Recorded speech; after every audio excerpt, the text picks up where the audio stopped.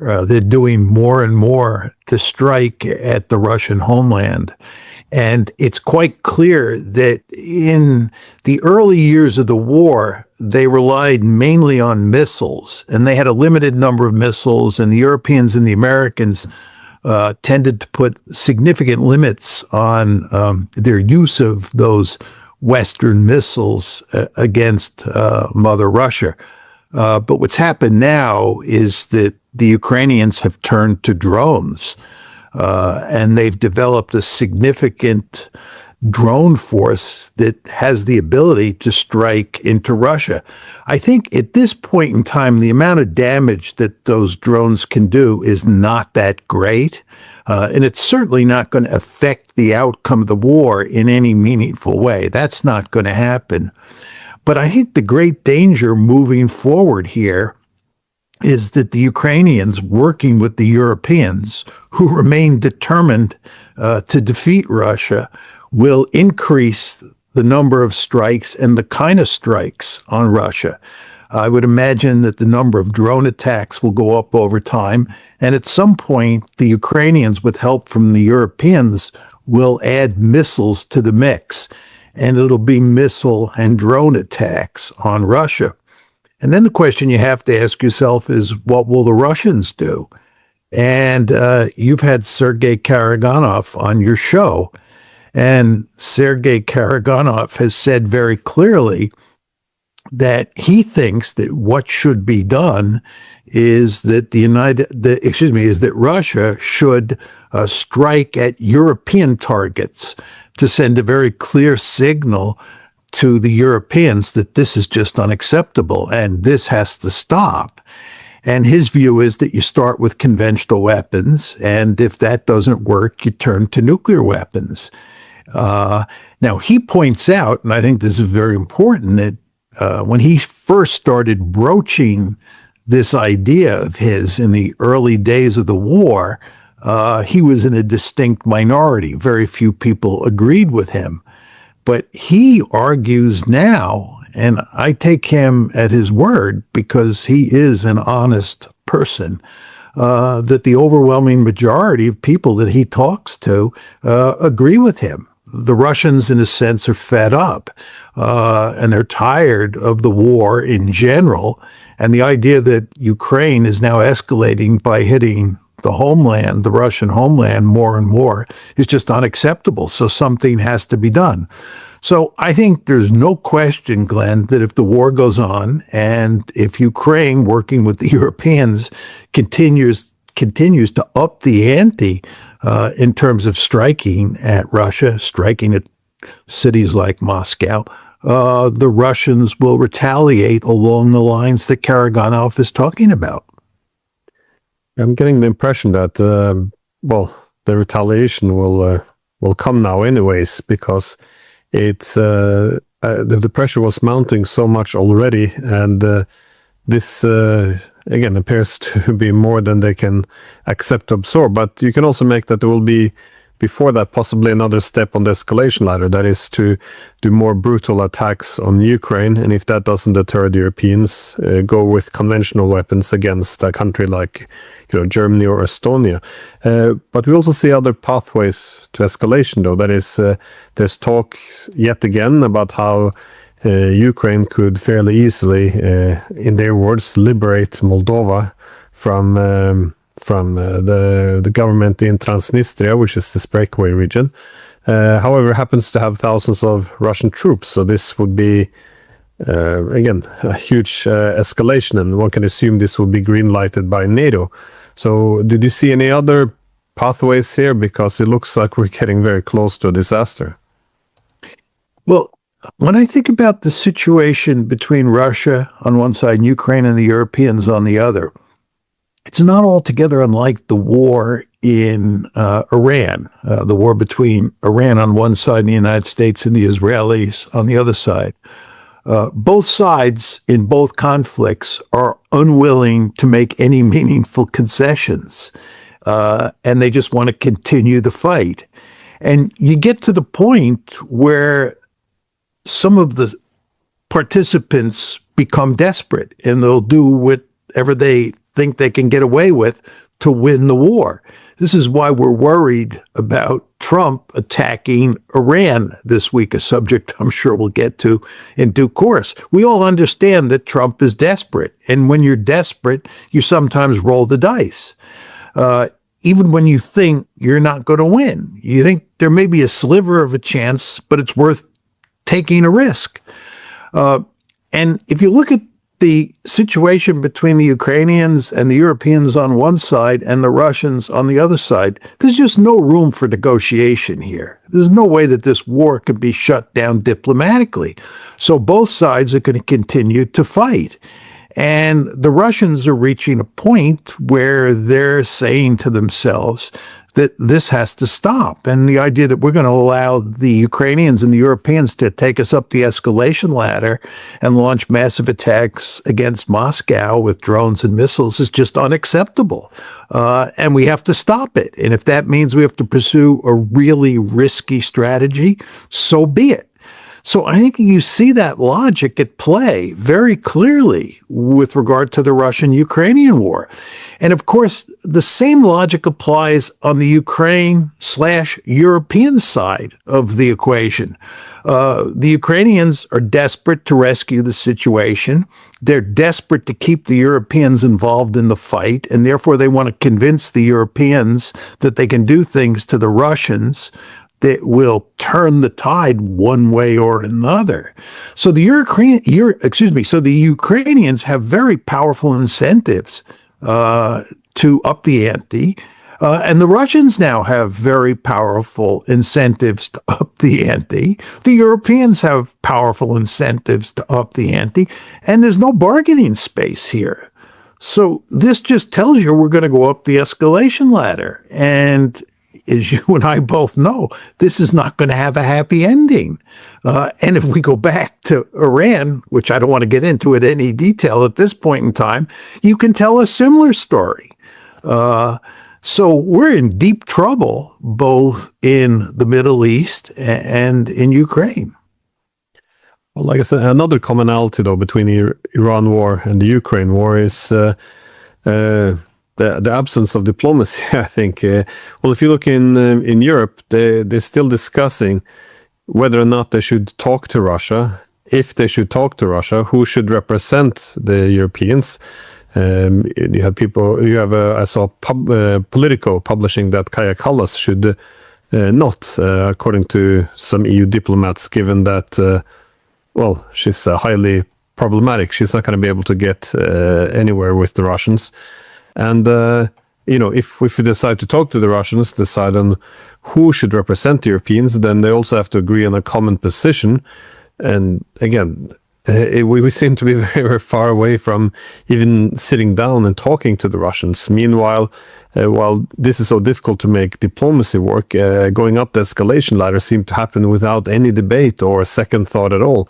It's quite hard to believe this is actually real, but how do you make sense of this, though, the breakdown in diplomacy overall? Because it's a common theme we've seen around the world. That is, it's not work. We're not able to negotiate anything with the significant with the Chinese. At least that's how I saw it. And with the Russians, the Iranians, is it simply too many changes happening at once, or how do you make sense of the consistent failure of diplomacy? Well, I think if you look at the Ukraine conflict, the key to understanding why there's zero bargaining space is that from Russia's point of view, the Ukrainian and European positions represent an existential threat.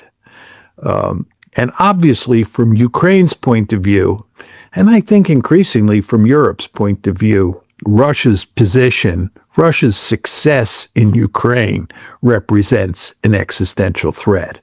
So you have two sides here, the Europeans and the Ukrainians on one side, and the Russians on the other side, who see this as a war between two sides that are determined to fight to the finish.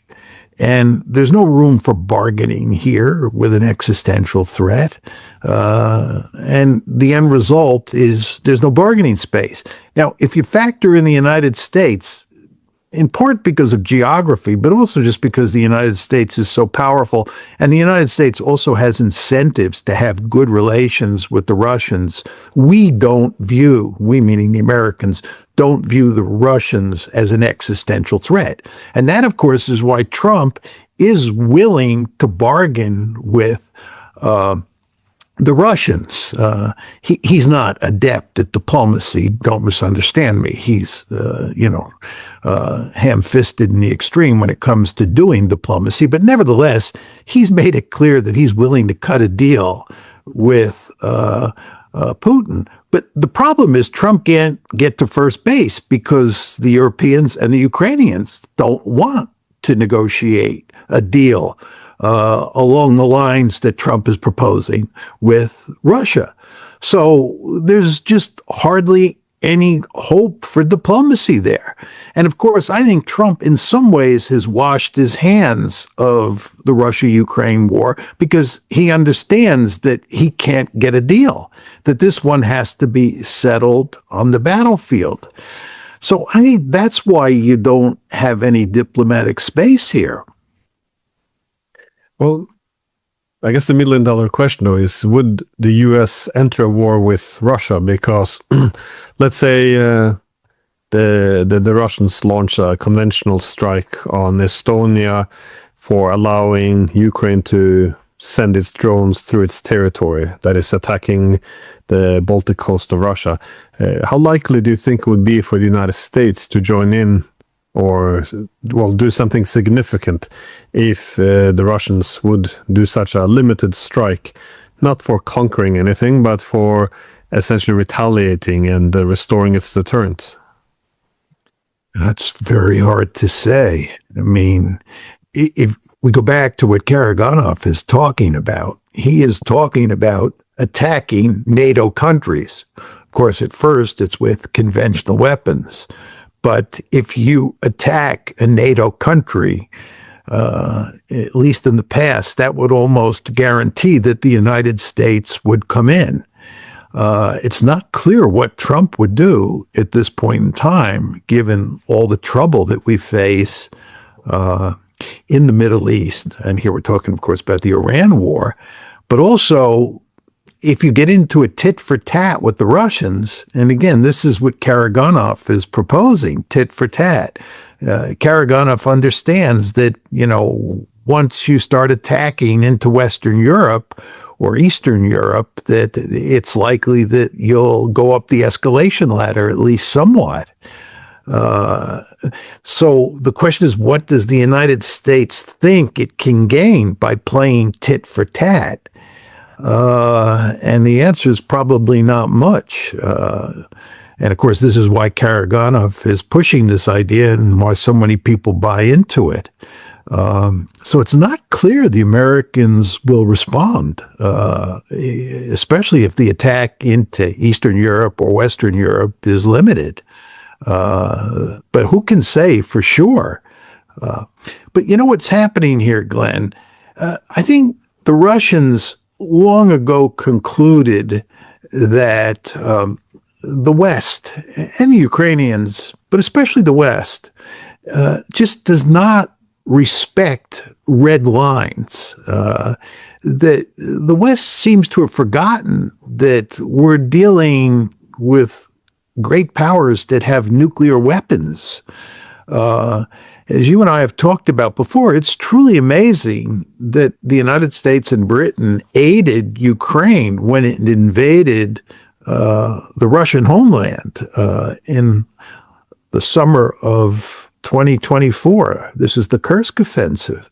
And of course, we then aided Ukraine when it attacked one leg of Russia's strategic nuclear triad. As you've heard me say before, this was unthinkable during the Cold War.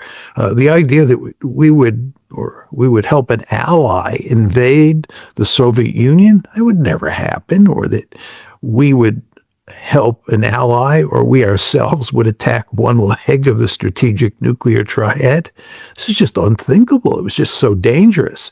But this is what's happened in the Russia-Ukraine war.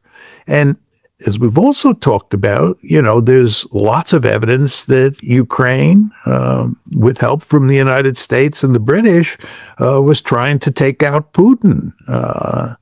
And all of this makes it clear that the West and the Ukrainians, of course, are willing to behave in what I would describe as reckless ways.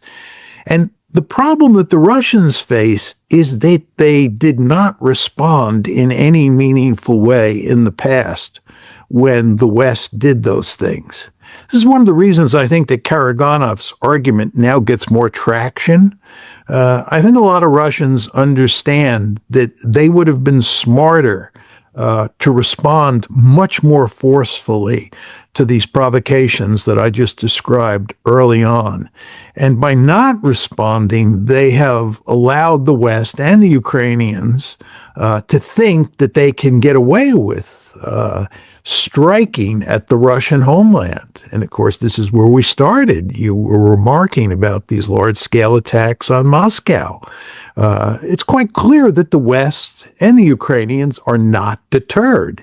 And if anything, as you pointed out, it looks like we're going to go up the escalation ladder.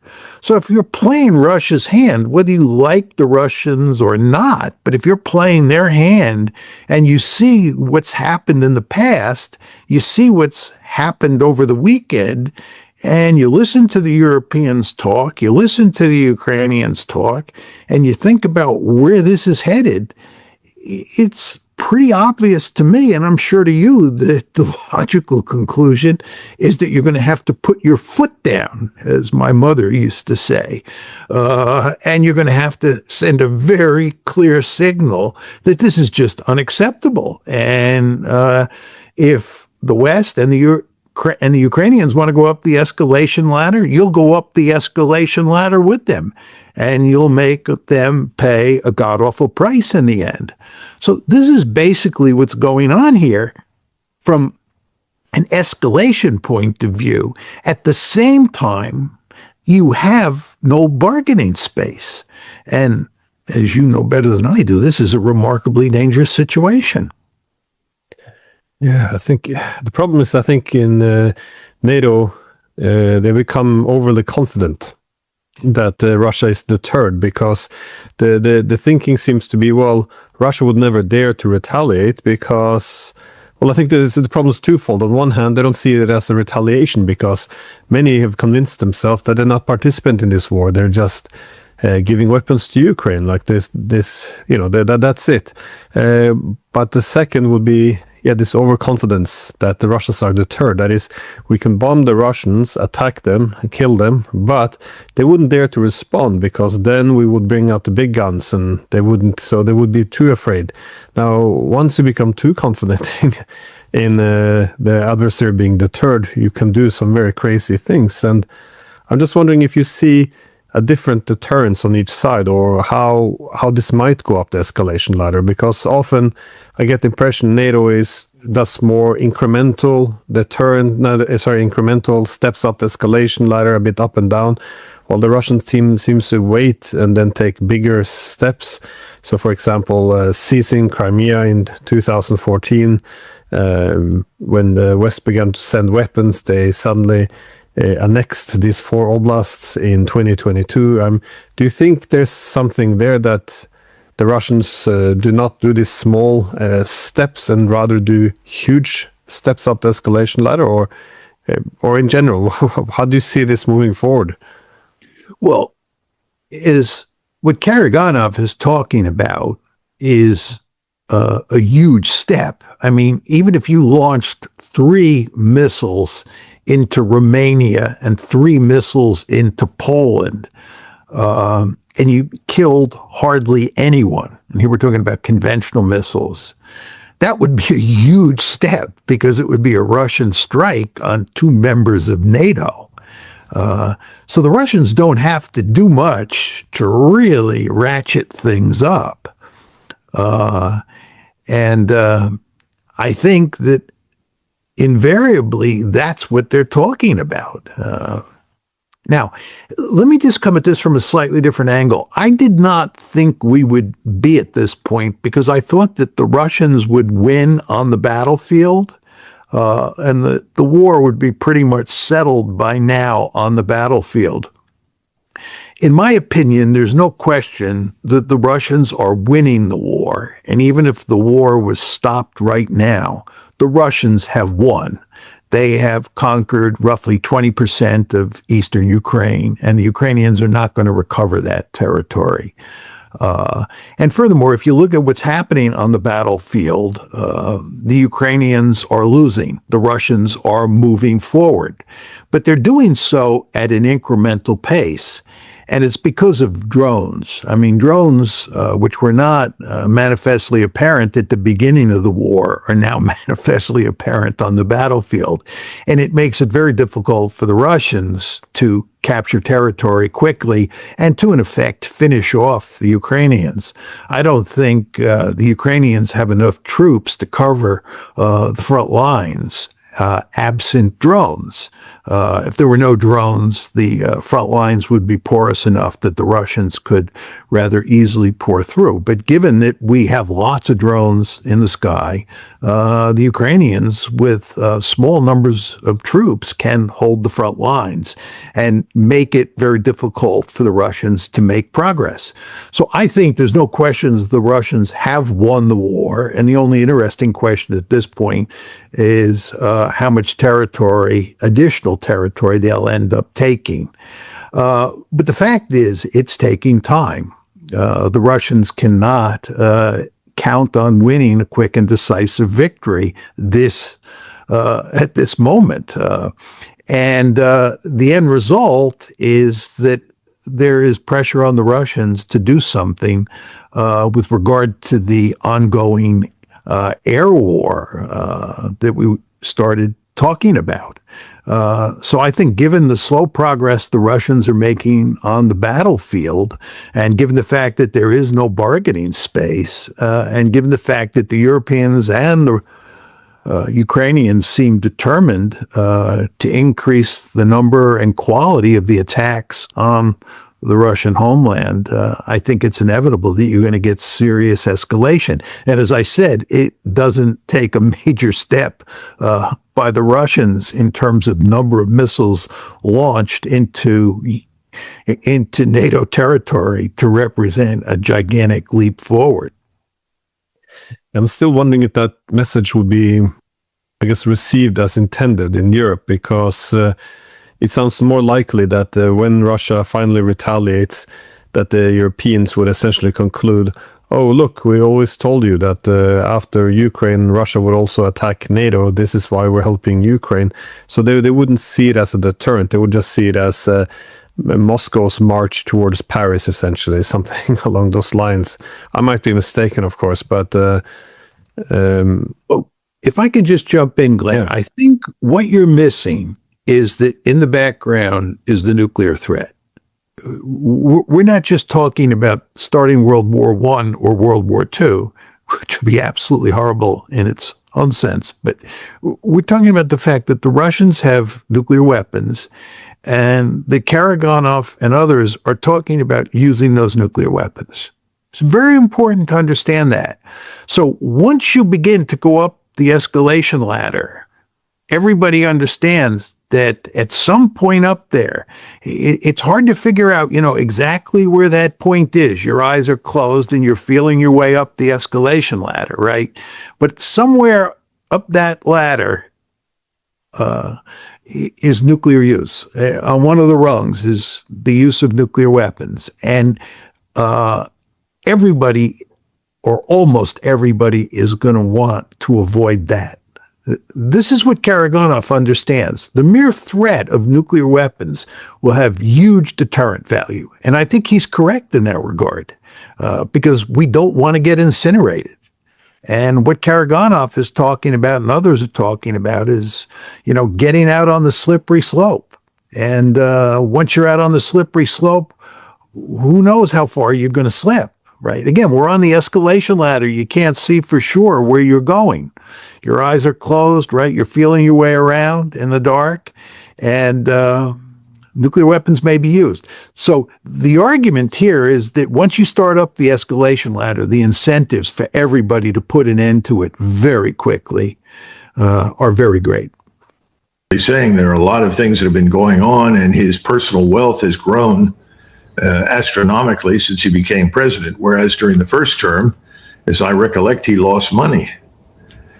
During this term, he's increased his wealth dramatically, and of course, some of that wealth is really belongs to his children, who have been involved in all sorts of interesting deals. He's got people around him who are habitual deal makers when it comes to self-enrichment. These things are problematic, and they can be exploited in unsavory ways. And then finally, you have the Epstein files. And remember, he told someone, I can't remember who said it was, it could have been Pam Bondi. She wasn't very careful about opening her mouth on more than one occasion. And I think she said that he had told her, a lot of these people in this are my friends involved in this Epstein file. And that was the excuse that was given for why he wasn't anxious to release all of it, unredacted. That could once again move back into center stage. So there are a lot of bad things that can be done in that sense. And those things then lead to people that make stupid decisions, that decide that, it's time for him to be removed. And sometimes that's calculated and orchestrated. And sometimes it's the wandering buffoon you never expected that shows up. That happened to FDR. He was in Chicago. A man came out of nowhere, tried to shoot him, blamed the depression on him, and instead shot the mayor of Chicago, Mayor Cermak. I mean, you just don't know. There are all sorts of strange things that can happen. And people are always in the hunt for someone to blame for whatever it is that they don't have or haven't achieved.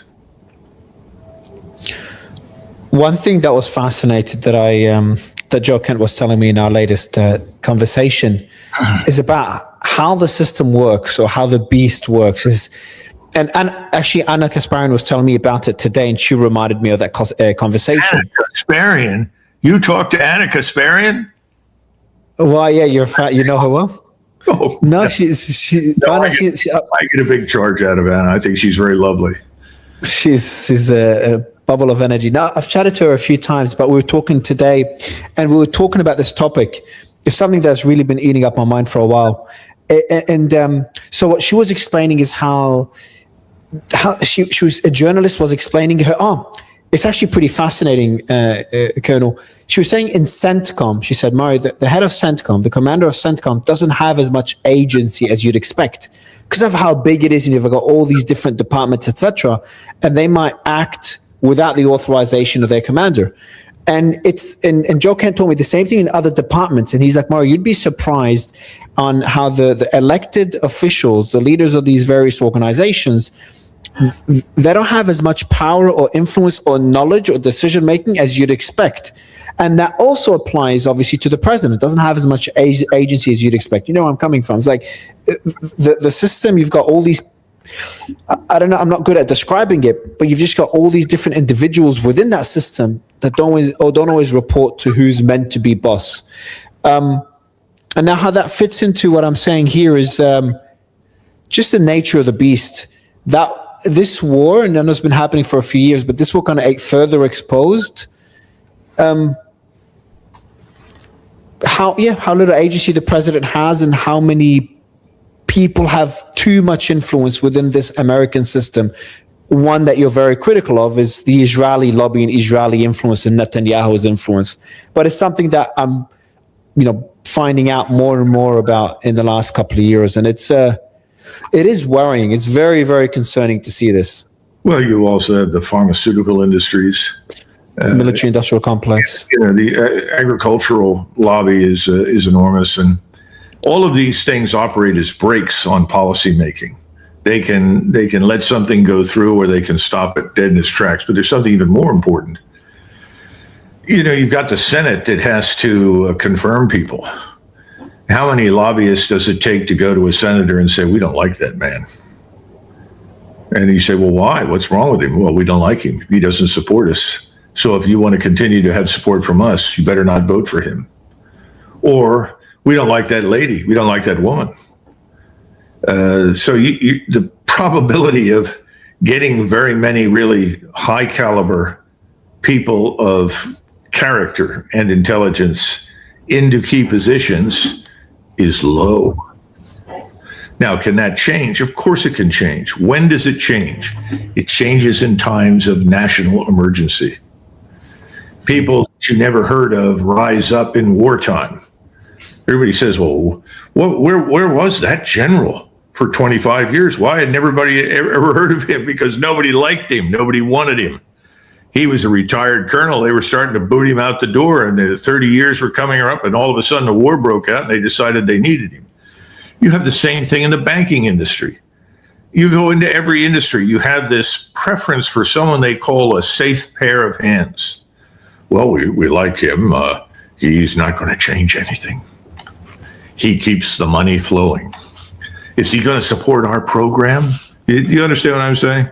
That's why we elect people and then we expect miracles. And every president has about a year, maybe if he's lucky, 18 months. And in that time space, if he's smart, he can accomplish maybe 3 things on a list of 10. And then he loses steam because he's got to start running for re-election. And if they don't think he's going to get reelected, well, they don't care about him anymore. Now, this is not unique to republics. I know we talk about this, about republics. This is a weakness of democracy, but Yeah. if you study authoritarian states, you see this sort of thing all the time. When you go to a totalitarian state like Russia or China, it's different.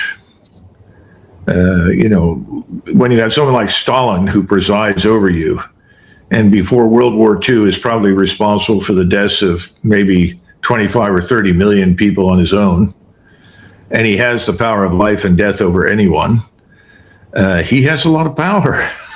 He can get a lot done. If he decides, I want this tank, I want this aircraft, I want this bridge, I want this dam, I want this highway, it happens. But otherwise, no matter who you are, you have real constraints, and that's by design. We like that. We didn't like the authoritarian rule of George III, although in retrospect, I would argue it was pretty modest. But nevertheless, the people at the time were fed up with it, and a lot of people didn't like being taxed. If they looked at the taxes today, the people that ran the revolution then would probably look at us and say, you're crazy. Whatever. But I just think this is the nature of most political systems. The people that do well in them are people who can wheel and deal, who can compromise. And that's very distasteful to someone with principles, but it's unavoidable if you want to get something done. And on the example that Anna gave me, she was referencing a journalist about even within CENTCOM, people like Brad Cooper don't have as much agency as you'd expect. Is it really that bloated, or that's an over-exaggeration? Well, first of all, you're getting into something that I've written books about, and that is the problem with the service bureaucracy and service chiefs. If you are in a regional unified command, as Bradley Cooper is, who are you dependent upon for your forces? You're dependent upon the Navy, the Air Force, the Army, and the Marine Corps. They give you what they want to send you. You don't necessarily get everything you ask for. There are always limited quantities, and they decide how much you will or won't get. And if you can't get what you want, you go over them. And that means you go to the president and you say, Mr. President, you're the commander in chief. I need this. This is vital. Well, the president can make that happen. And then you alienate the service chiefs who will hate you forever and will work hard to harm you in any way they can. I mean, this is the nature of the beast. And remember, all of the people that hold all of those positions, they were confirmed by the Senate. And the Senate doesn't like anybody who's prepared to do anything. They want people who are going to sit there and say, yes, sir, I agree with you. I'm going to go along. Colonel, pleasure to speak to you again. Which book do you recommend that talks about these things in the most in depth? I think the last one I put out is really worth reading. Margin of Victory: 5 Battles That Changed the Face of War, Modern Warfare. Because certainly in the concluding chapter and in the beginning, I go over these problems that are very significant. and try to make the point that sometimes we just have unrealistic expectations of what anybody can do in government on the average day. And we tend to focus on, well, look what Marshall did. But Marshall came to power at the outset of a war, and he received an executive order from the President of the United States that gave him virtual authority over the entire War Department. So he could do pretty much what he wanted. Now, he didn't do everything he wanted. He was a smart man, and he kept people informed, and he talked to people. He didn't blindside them. You know, you have to be smart about how you do these things. The more power you have, the less often you want to have to use it. Does that make sense? Yeah, yeah. And he was very smart about that. But no, I think margin of victory would interest people. And it goes through a series of battles in different parts of the world at different times in the 20th century. And lots of examples in there of where people tried to do what made sense, but they just couldn't. And they were prisoners of other people's decisions. There's no question about it. History rhymes. Colonel, always a pleasure. Thank you so much for your time. Thank you. By the way, my Substack's got a big piece coming out next week that's going to discuss a lot of these things about the tectonic shift in the continental plates of power in the international system. And we'll talk about what we started talking about. Yeah, that's McGregor Warrior Diplomacy Substack. And it's going to talk about, yes, we have lost significant influence and power and why this has happened. And yes, Iran has won the war. They control the strait, we don't. And they are invincible. They can be, what's the right word, humbled, but not broken.